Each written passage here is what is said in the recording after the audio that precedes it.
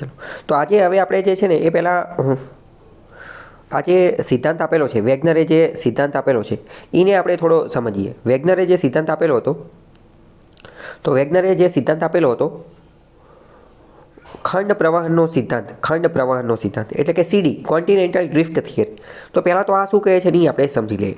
તો વેગનરે એવો સિદ્ધાંત આપ્યો કે હકીકતમાં આ જેટલા પણ ખંડ છે, કેટલા ખંડ છે તો કે 7 ખંડ છે, કે આ 7 ખંડ જે છે ને એ પહેલાં એક જ ખંડ હતો. આખી પૃથ્વી જે છે એની ઉપર પહેલાં ખાલી એક જ ખંડ હતો. તો આપણે પહેલાં એ સિદ્ધાંત સમજી લઈએ. વેગનરે એવું કીધું કે પૃથ્વી પહેલાં આખી એક જ ખંડ હતો અને એ ખંડનું નામ હતું પેન્જિયા. પૃથ્વીનો આખો એક ટુકડો હતો, એમાં એક જ પ્લેટ તરતી હતી. અત્યારે આપણે જોયું હતું કે મેં તમને એક ડાયલોગ યાદ રાખવાનું કીધું હતું કે હકીકતમાં જે લિથોસ્ફિયર, મૃદાવરણ, જમીન, માટીનું આવરણ જે છે એ એસ્થેનોસ્ફિયર ઉપર તરે છે. અને એસ્થેનોસ્ફિયર ઉપર આ જે મૃદાવરણ તરે છે તો એ 7 અલગ અલગ મોટી પ્લેટ છે. તો એવી રીતે વેગનરે એવું કીધું કે આ પ્લેટ જે છે ને એ પહેલાં એક જ હતી અને એનું નામ હતું પેન્જિયા. એનું નામ શું હતું? પેન્જિયા. બરાબર. તો પ્રશ્ન પૂછાઈ જશે કે સૌથી પહેલાં જે એક જ પ્લેટ હતી એનું નામ શું હતું? તો કે પેન્જિયા. બરાબર. અને એ પેન્જિયામાંથી ધીમે ધીમે અલગ અલગ ટુકડા થઈ અને અત્યારે જે 7 ખંડો છે અને મહાસાગરો છે એ બધું બન્યું. બરાબર. તો પહેલું તો પેન્જિયા. તો હવે બીજો પ્રશ્ન થાય કે હાલો પેન્જિયા, એ તો સમજી ગયા કે એ પેન્જિયા નામનો એક જમીનનો ટુકડો હતો અને એમાંથી અલગ અલગ ટુકડા બનતા ગયા અને એમાંથી બધું બનતું ગયું. તો પ્રશ્ન થાય કે આ જે 4 મહાસાગર બન્યા એ શેમાંથી બન્યા? તો કે પેન્જિયા નામનો જે ટુકડો હતો એની આજુબાજુ જે મહાસાગર હતો, તો મહાસાગર એ પહેલાં એક જ હતો અને એ મહાસાગરનું નામ હતું પેન્થાલાસા. એનું નામ શું હતું? પેન્થાલાસા. તો પહેલું સ્ટેપ આલ્ફ્રેડ વેગનરની થિયરીમાં શું યાદ રાખવાનું કે પહેલાં એક જ ખંડ હતો પેન્જિયા અને પહેલાં એક જ મહાસાગર હતો પેન્થાલાસા. બરાબર. ઘણી બધી બુકની અંદર ઘણી બધી જગ્યાએ તમે એવું સમજશો કે પહેલાં એક જ ખંડ હતો પેન્જિયા વિશે ઘણી બધી જગ્યાએ આપેલું, પણ પેન્થાલાસા વિશે આપેલું નથી. બરાબર. તો એક જ ખંડ હતો કયો? પેન્જિયા. અને એક જ મહાસાગર કયો હતો? કયો? તો કે પેન્થાલાસા. પરંતુ પછી ધીમે ધીમે જે છે ને એ એની અંદર જોડાણ અથવા ભંગાણ જે છે એ પડવા લાગ્યું. એ ધીમે ધીમે જે છે એ તૂટવા લાગ્યું. શું લેવા તૂટ્યું એ બધું આપણે જોઈશું. બરાબર. તો સૌથી પહેલાં તો જે આખો એક ટુકડો હતો, જે આખો એક બહુ મોટો ટુકડો હતો, જે અહીંયા જોઈ શકાય છે. બરાબર. જે આખો બહુ મોટો ટુકડો હતો એ જે છે ને એ તૂટી ગયો. હવે આવી જાઓ પેજ નંબર 22 ઉપર. તો એ 2 ભાગની અંદર એ ટુકડો તૂટી ગયો, ઉપરનો ભાગ અને નીચેનો ભાગ. તો 2 ભાગની અંદર ટુકડો તૂટ્યો. તો હવે તમે વિચારો, પહેલાં તો 2 ભાગની અંદર ટુકડો તૂટ્યો એટલે શું થાય? વચ્ચે જગ્યા પડી જશે તો અહીંયા પાણી ભરાઈ જશે. વચ્ચે ખાલી જગ્યા થશે તો અહીંયા તો જે કોઈ પણ જગ્યાએ ખાલી જગ્યા પડશે એટલે અહીંયા પાણી ભરાઈ જશે. એ તો ફાઇનલ છે. તો ઉપર અને નીચેનો 2 ટુકડા તૂટી ગયા એટલે વચ્ચે જે છે પાણી ભરાઈ ગયું. તો વચ્ચે જે પાણી ભરાઈ ગયું એને આપણે ટેથીસ સાગર નામ આપ્યું. એને શું નામ આપ્યું? ટેથીસ સાગર. તો પહેલાં એક જ હતો પેન્થાલાસા, એમાંથી હવે નવો કયો આવ્યો? ટેથીસ આવ્યો. સમજાણું કે ન સમજાણું? તો હવે પ્રશ્ન પૂછે કે પહેલાં પેન્થાલાસા હતો કે પહેલાં ટેથીસ હતો? વિચારો તો, પહેલાં ટેથીસ હશે કે પહેલાં પેન્થાલાસા હશે? પેન્થાલાસા પહેલાં હતો, પછી ટેથીસ બન્યો. બરાબર. હવે પેન્જિયાના 2 ભાગ પડ્યા. તો ઉપરના ભાગને કહેવાય લોરેશિયા અને નીચેના ભાગને કહેવાય ગોંડવાના લેન્ડ. ઉપરના ભાગને કહેવાય લોરેશિયા અને નીચેના ભાગને કહેવાય ગોંડવાના લેન્ડ. બરાબર. તો 2 ખંડ બની ગયા. પહેલાં એક જ ખંડ હતો, એક જ જમીનનો ટુકડો હતો પેન્જિયા, એમાંથી 2 બન્યા, એક તો લોરેશિયા અને એક તો ગોંડવાના લેન્ડ. ઉત્તર તરફનો હતો એને લોરેશિયા નામ આપ્યું અને દક્ષિણ તરફનો હતો એને ગોંડવાના લેન્ડ નામ આપ્યું. આ પણ તમને ખબર હોય. આ 2 બની ગયા. તો એમાં ભારત કઈ જગ્યાએ હતો? લોરેશિયામાં કે ગોંડવાના લેન્ડમાં? તો ભારત જે છે એ ગોંડવાના લેન્ડનો ભાગ હતો. ગોંડવાના લેન્ડ જે છે એનો ભાગ હતો. બરાબર. પછી આ જે છે એના પણ ધીમે ધીમે ભાગ પડતા ગયા. બરાબર. પહેલાં પેન્જિયા, જો નીચેની આકૃતિ ઉપર આવી જાય, નીચેના પાનાની અંદર પૃથ્વીની, પહેલાં પેન્જિયા હતો, પછી એમાંથી લોરેશિયા અને ગોંડવાના લેન્ડ અને બરોબર વચ્ચે જે છે એ ટેથીસ મહાસાગર બન્યો.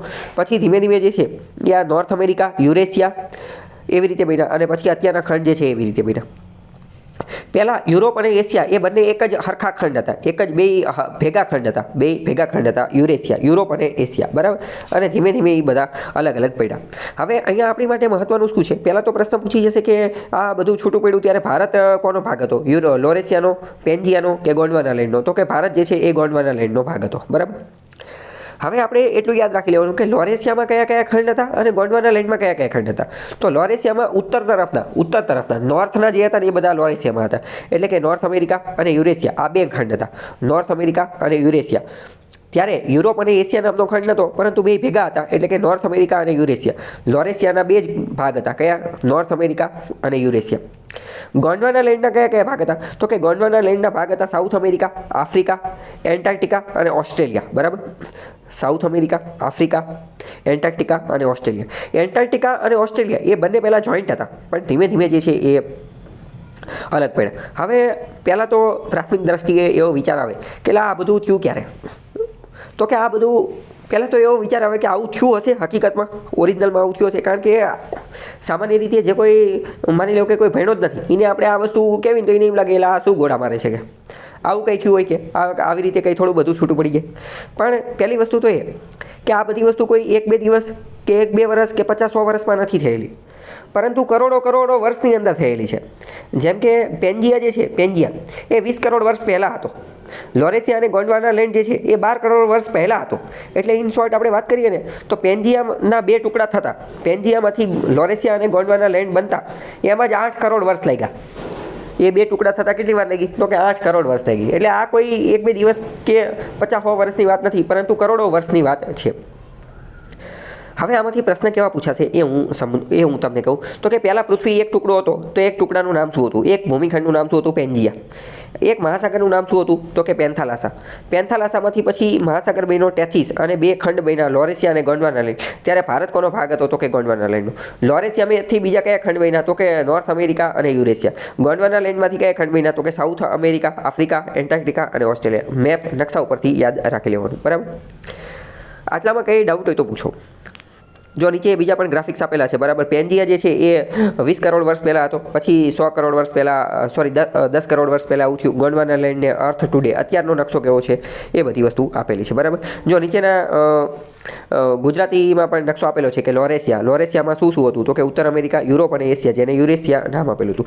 ગ્રીનલેન્ડ જે છે, ગ્રીનલેન્ડ એ પણ કેનો ભાગ હતો? તો એ લોરેશિયાનો જ ભાગ હતો. બરાબર, ગોંડવાના લેન્ડમાં આફ્રિકા, દક્ષિણ અમેરિકા, એન્ટાર્કટિકા એ બધી વસ્તુ આવી જતું હતું. તાસ્માનિયા, ન્યૂઝીલેન્ડ આ બધું ક્યાં હતું? તો કે આ બધું જે છે એ ગોંડવાના લેન્ડનો ભાગ હતું. બરાબર, ભારત પણ એનું જ ભાગ હતું. ઓકે, અને બરોબર વચ્ચે જે છે એ ટેથીસ સાગર જે છે એ જોવા મળતો હતો. બરાબર, અને ટેથીસની આજુબાજુમાં જે હતા એ તો પેન્થાલાસા એમને જ હતો. પેન્થાલાસા તો એમને જ હતો. ઓકે, કંઈ ડાઉટ હોય તો પૂછો આટલામાં.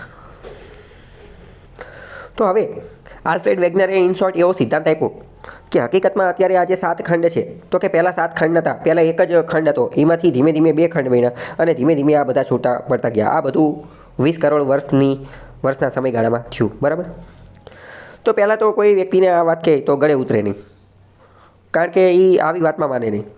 તો આલ્ફ્રેડ વેગનરને પૂછ્યું કે ભાઈ તમને આવું કેમ લાગે છે? તમે આવું કોના આધારે કહો છો? કયા સિદ્ધાંતના આધારે કહો છો? તો આલ્ફ્રેડ વેગનર જે છે એણે અમુક સબૂત પેશ કર્યા, એવિડન્સ, પ્રૂફ આપ્યા. કયા પ્રૂફ આપ્યા? પહેલું સૌથી મોટું પ્રૂફ એણે એ આપ્યું કે જો આપણે અત્યારનો જે નકશો જે છે, અત્યારનો વર્લ્ડ મેપ, અત્યારનો જે વિશ્વનો નકશો છે, એને આપણે જો ધ્યાનપૂર્વક જોઈએ તો એ જે છે ને એના બધા ચોખ્ઠા, એ બધા ભાગ જે છે ને એ એકબીજામાં ફિટ થઈ જતા હોય ને એવું લાગે છે. જેમ કે વાત કરીએ, બ્રાઝિલની અંદર જે છે આ ત્રિકોણ જેવો ભાગ છે, બ્રાઝિલવાળો જે છે એ ત્રિકોણ જેવો ભાગ છે. એ ભાગ એક્ઝેક્ટ અહીંયા આફ્રિકાની અંદર ફિટ થઈ જાય છે. એ ભાગ જે છે અહીંયા એક્ઝેક્ટ આફ્રિકાની અંદર ફિટ થઈ જાય છે. બીજી વાત કરીએ, ઉત્તર અમેરિકા ખંડ અને દક્ષિણ અમેરિકાની અંદરનો જે ખંડ જે છે ત્યાં પણ ત્રિકોણ જેવું છે, ત્યાં પણ ત્રિકોણ જેવું છે. તો એ આફ્રિકાવાળા ત્રિકોણ, આફ્રિકા ખંડના ત્રિકોણને ફિટ થઈ જાય છે. બરાબર, બીજી વાત કરીએ, આ આફ્રિકા ખંડનો આ મેડાગાસ્કરવાળો ભાગ છે, મેડાગાસ્કરવાળો આફ્રિકા ખંડનો જે ભાગ જે છે એ, અને ગુજરાતનો સૌરાષ્ટ્રવાળો ભાગ, કાઠિયાવાડવાળો ભાગ એ જગ્યાએ ફિટ થઈ જાય છે. ભારત હારે જે છે એ જગ્યાએ ફિટ થઈ જાય છે. બરાબર, ઓસ્ટ્રેલિયા, એની ઉપર ન્યૂઝીલેન્ડ ને એ બધું આવેલું છે, તો એ બધાને પણ જો આવી રીતે ફિટ કરીએ તો ફિટ થઈ જાય છે. બરાબર, ગ્રીનલેન્ડ એ આ યુરોપ હારે એ બધી જગ્યાએ ફિટ થઈ જાય છે. ઇન શોર્ટ, આ એક પઝલ આવે નાના બાળકોને જે છે ને, એક પઝલ આવે, એ પઝલને કહેવાય જિગ્સો ઇફેક્ટ અથવા જિગ્સો પઝલ. બરાબર, જિગ્સો પઝલ.